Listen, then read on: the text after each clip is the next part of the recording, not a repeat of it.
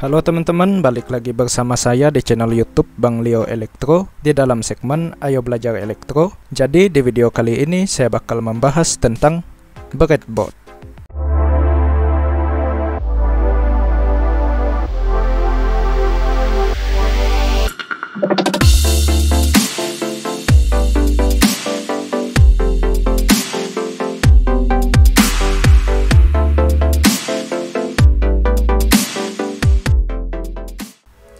Oke teman-teman, kalau di minggu kemarin kita udah bahas tentang rangkaian skematik, sekarang kita akan membahas tentang papan sirkuit. Kalau rangkaian skematik itu kan cuma rangkaian yang digambar di dalam kertas atau komputer ya. Jadi intinya itu rangkaian di dunia maya. Untuk membuat rangkaian tersebut menjadi rangkaian yang di dunia nyata, maka kita memerlukan sebuah papan sirkuit. Nah, salah satunya papan sirkuit yang akan kita pakai adalah breadboard seperti ini. Jadi breadboard ini fungsinya adalah untuk merangkai rangkaian elektronik sementara waktu, atau sifatnya adalah eksperimental ya teman-teman. Ya biasanya untuk ngetes rangkaian apakah bisa bekerja atau enggak, ya kita bakal rangkai di sini. Sebelum kita membuat rangkaian elektronik dengan menggunakan PCB dan nantinya disolder. Nah kalau ini kita nggak usah pakai solder, tinggal dicolok saja komponennya dan bisa dilepas kembali gitu ya. Nah jadi sekarang kita akan mengenal lebih dekat tentang breadboard seperti ini. Nah kebetulan saya punya yang panjang ya. Sekarang pada breadboard ini dia terbagi kepada 3 bagian atau 3 blok ya. Ini adalah blok yang di atas jalur powernya, dan ini juga sama, blok yang di bawah adalah jalur powernya. Ini saya pasang kembali. Nah bisa juga disebut ini blok luaran, dan ada juga blok daleman yang di tengah ini. Nah, untuk blok daleman ini dia terbagi menjadi 2 juga, terpisah di tengah ini teman-teman. Dia terpisah seperti ini. Gunanya untuk memisahkan board ini di tengah agar kita gampang menghubungkan komponen seperti IC. Contohnya seperti IC ini, kakinya kan ada sebelah-sebelah seperti ini dan itu tidak bisa terhubung antara satu sama lain. Ketika kita hubungkan ke breadboard, kita akan menancap IC-nya seperti ini. Sekarang kita akan melihat jalur yang ada pada breadboard ini. Seperti apa jalurnya? Kita lihat di sini. Untuk blok power atau blok luaran ini, dia terhubung secara horizontal ya teman-teman. Jadi dari sini ke sini itu satu jalur. Yang ini juga sama, dari sini sampai sini satu jalur.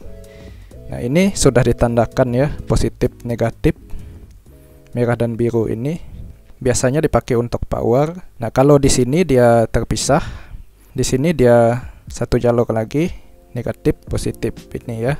Nah untuk blok yang di tengah ini terhubung secara vertikal. Jadi ini satu jalur ya, dari atas sampai bawah ini satu jalur. Begitu juga dengan ini juga, ini sampai ke ujung ini, itu dari atas sampai bawah adalah satu jalur.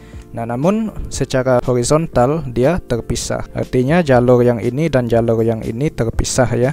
Begitu juga dengan yang di bawah ini, sama seperti di atas. Oke, paham ya teman-teman? Sekarang kalian udah tahu jalurnya. Ini secara horizontal terhubung dan ini vertikal. Sama juga seperti ini, vertikal. Nah, bisa kalian lihat juga yang saya udah gambar di sini ya. Kalau kalian mau memperhatikan gambar ini, kalian bisa pause videonya sebentar. Oke, sudah. Nah sekarang akan saya contohkan bagaimana merangkai rangkaian pada breadboard ini. Oke, jadi saya bakal merangkai rangkaian yang sederhana saja, terdiri daripada resistor, beberapa kabel, dan sebuah lampu LED ya. Nah sekarang kita melihat pada breadboard ini.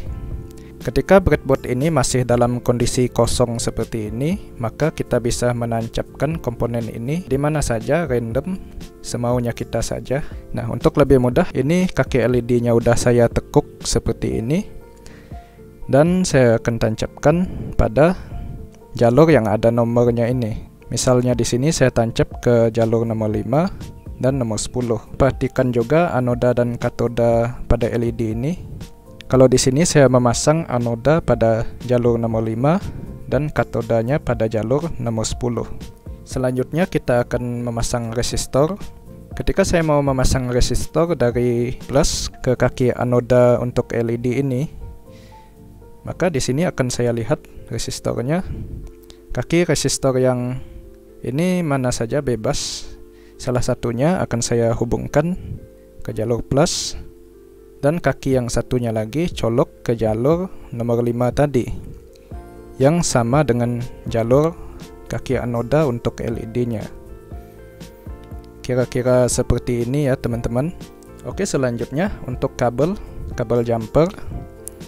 Ini dari kaki katoda atau jalur nomor 10 ini akan saya colok sebuah kabel jumper, lalu saya jumper ke jalur negatif yang ada di sini.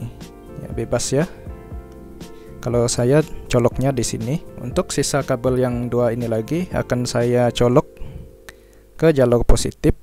Ini juga bebas di mana saja asalkan jalur positif, dan ke jalur negatif.